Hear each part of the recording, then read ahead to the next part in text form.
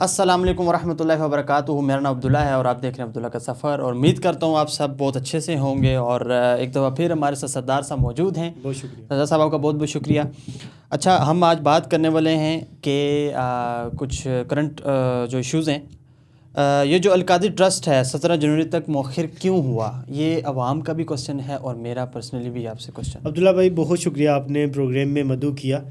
سب سے پہلی بات یہ ہے کہ جو گزشتہ سوموار گزرا ہے اس ہفتے کا جو پہلا دن تھا, جسے پہلا دن کہا جاتا ہے سوموار, اس میں تقریباً 95% لوگوں کی یہ وہ سوچ رہے تھے, سیاسی حلقے بھی, معاشرتی حلقے بھی, دیگر لوگ بھی سوچ رہے تھے کہ اس کا جو فیصلہ ہے وہ آ جانا ہے. اور القادری ٹرسٹ جو تقریباً گزشتہ 1.5 سال سے پینڈنگ تھا, تاریخ پہ تاریخ, تاریخ پہ تاریخ, تاریخ پہ تاریخ, وہ آپ نے ڈائلاگ بھی سنا ہوگا. تو وہ چیزیں چل رہی تھی, اس میں ججز بھی چینج ہوئے, لیکن بالآخر یہ کہا جا رہا تھا کہ اونٹ سوموار کو کسی نہ کسی کروٹ ضرور بیٹھے گا, لیکن وہ اونٹ نہ بیٹھ سکا, اسے نہ بیٹھایا جا سکا اور کوئی فیصلہ نہیں آ سکا. زیادہ لوگ یہ کیا سرائیاں کر رہے تھے کہ جی خان صاحب کو سزا ہو سکتی ہے. اچھا, اب یہ بات تھی, لیکن بتایا یہ جا رہا ہے کہ جی خان صاحب پیش نہیں ہوئے, بشرا بی بی پیش نہیں ہوئی, تو اس وجہ سے فیصلہ نہیں سنایا گیا. لیکن میرا سوال یہ ہے کہ اگر سوموار کو وہ پیش نہیں ہو سکتے تھے تو منگل کو تو پیش ہو سکتے تھے. جی, سب سے بڑا سوال یہ ہے. تو اتنا بڑا آپ نے ڈیلے کیوں کیا کہ آپ جمعہ تک اس کو لے کے گئے؟ پھر آپ سیکنڈ بات یہ ہے کہ 17 تاریخ تک لے کے گئے, آپ نے 4 دن کا گیپ کیوں ڈالا؟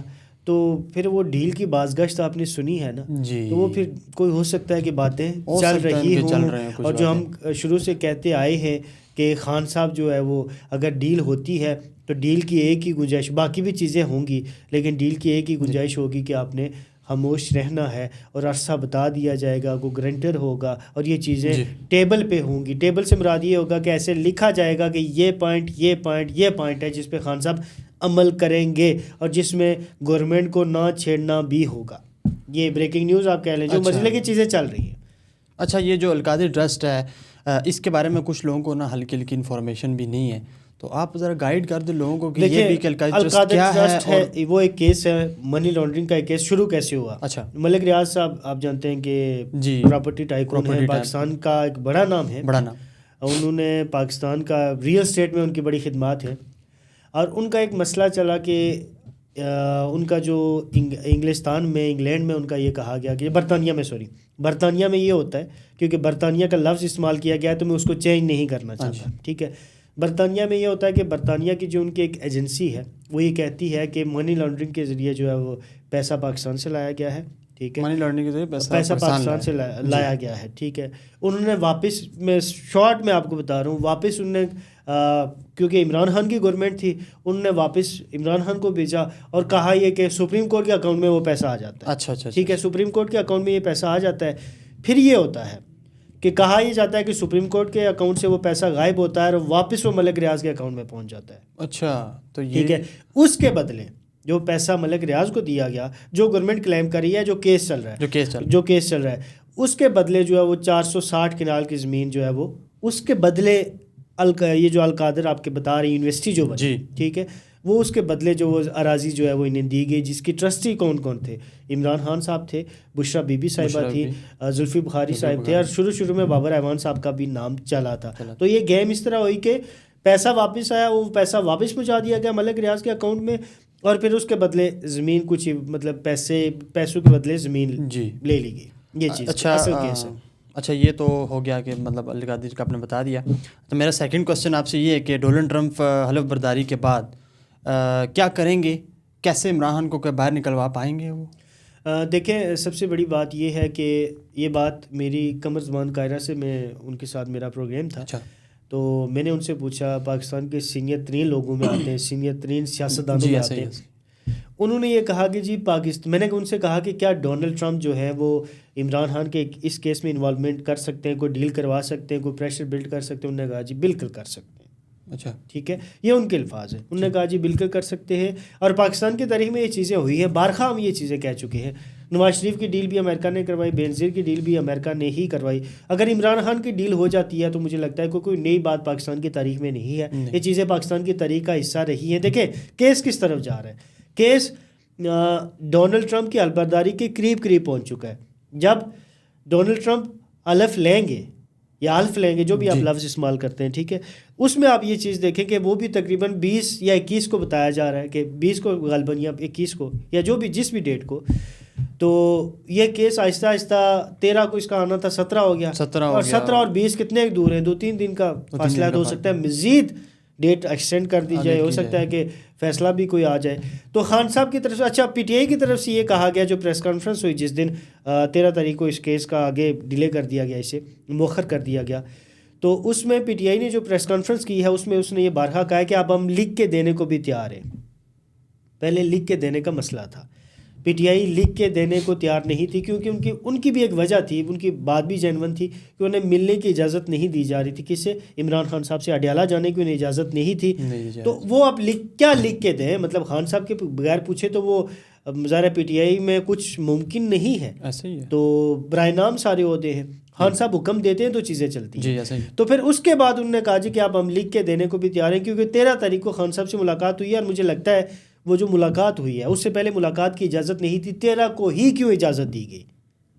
جی 5-6 دن پہلے ملاقات کی اجازت نہیں تھی, پھر 13 کو کیوں اجازت دی گئی؟ اس کا مطلب ہے کہ کچھ نہ کچھ کھچڑی جو ہے وہ پک رہی ہے, اور خان صاحب کے لیے ہو سکتا ہے کہ کوئی ریلیف ہو سکتا ہے کہ ان کے لیے مطلب کوئی ریلیف نکل بھی سکتا ہے, زیادہ چانسز ایسا ہو بھی سکتا ہے, زیادہ چانسز آپ کی نظر میں آپ زیادہ چانسز جی. اچھا جی, یہ جو آپ دیکھ رہے ہیں کہ امریکہ میں بات کی جائے, اگر امریکہ میں جو آگ لگی ہے جی, یہ ایک خوفناک مناظر ہے جی, اور میں خود آپ دیکھیں کہ سارے لوگ سوشل میڈیا پہ دیکھ رہے ہیں, سارے لوگ سوشل میڈیا پہ یہ آگ کے بارے میں کہہ رہے ہیں.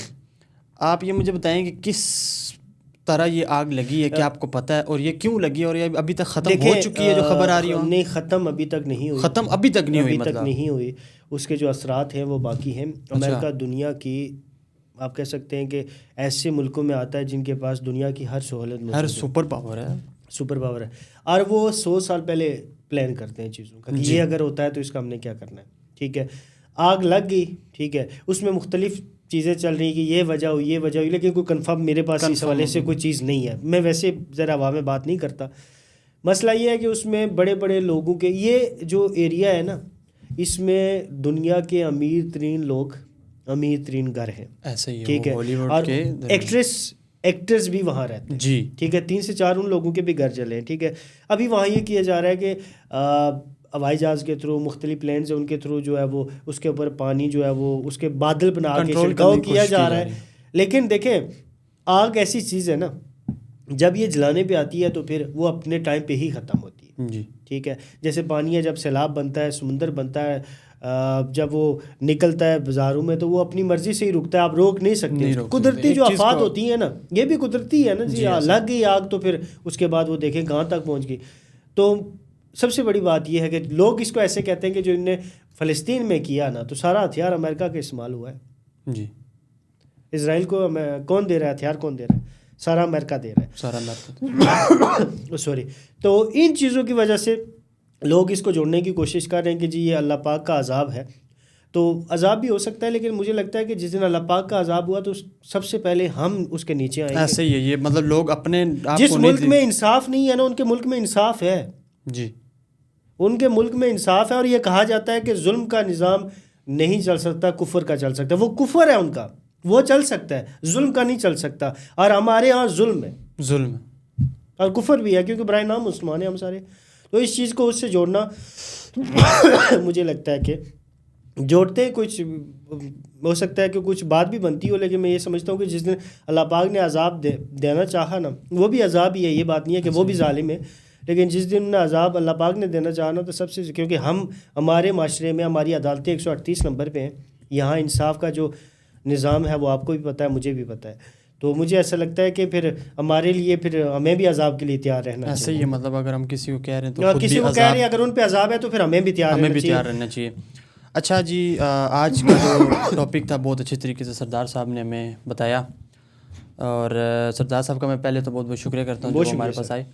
اور ٹھیک ہے, آج کا جو میں امید کرتا ہوں آپ کو سب چیزوں کا سمجھ آ گئی ہوگی, اور میں بہت بہت شکریہ کرتا ہوں جو آپ لوگ میرے چینل کو سپورٹ کر رہے ہیں, سبسکرائب کر رہے ہیں. تھینک یو سو مچ, آپ کا بہت بہت شکریہ.